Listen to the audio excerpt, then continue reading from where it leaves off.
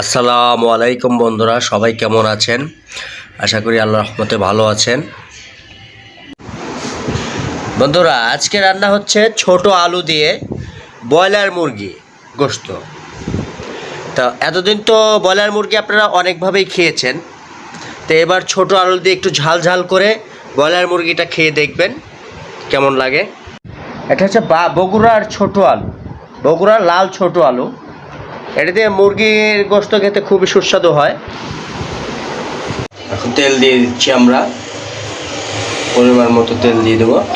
এখন দিয়ে দেবো পেঁয়াজ কুচি, দারচিনি, এলাচ, গোলমরিচ, লং আর গোলমরিচ একসাথে দিয়ে দেওয়া হয়েছে, তেজপাতা। এখন এটা একটু নাড়তে হবে।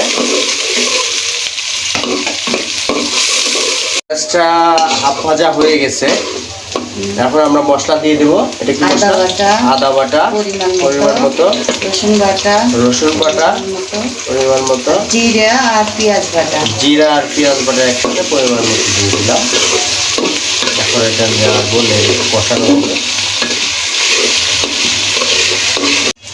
মশলাটা ভালো ভোনা হয়ে গেছে, কষানো হয়ে গেছে। এখন আমরা মরিচের গুঁড়া দিয়ে দিলাম,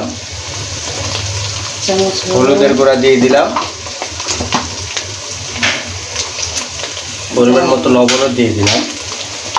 এখন এটাকে কষাতে হবে না? ভালো করে কষাতে হবে, পানি দিয়ে দিতে হবে।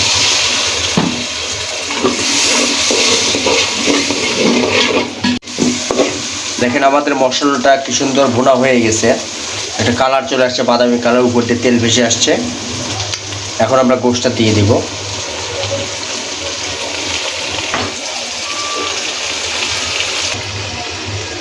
গোশতটা কষানো হলে পরে আপনাদের সাথে শেয়ার করব। গোশতটা এখন কষানোর জন্য দিয়ে দেওয়া হয়েছে।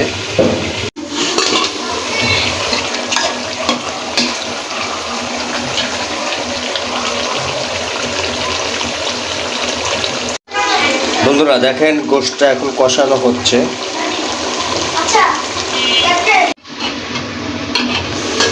আমাদের গোশতটা কষানো হয়ে গেছে, এখন আমরা আলুটা দিয়ে দিব। এটা বগুড়ার লাল ছোট আলু, ঝাল ঝাল করে রান্না করলে খুব সুস্বাদু লাগে।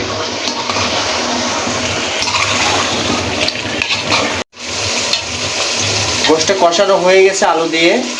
এখন আমরা গরম পানিটা দিয়ে দিব। আমার আম্মু সবসময় গরম পানি ব্যবহার করে।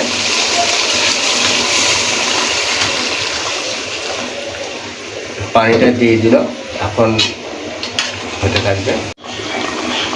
দেখেন গোশতটা কি সুন্দর বলক হচ্ছে। আমাদের তরকারিটা এখন হয়ে আসছে। এখন আমরা ভাজা জিরা গরম মশলাটা দিয়ে দিব। আম্মু দিয়ে দিল ভাজা জিরা গরম মশলা বাটাটা। এখন একটু নেড়ে দেওয়া হবে, হালকা নেড়ে দিয়ে আবার ঢেকে দেওয়া হবে, তাই না? বন্ধুরা দেখেন গোশতটা কি সুন্দর হয়ে গেছে।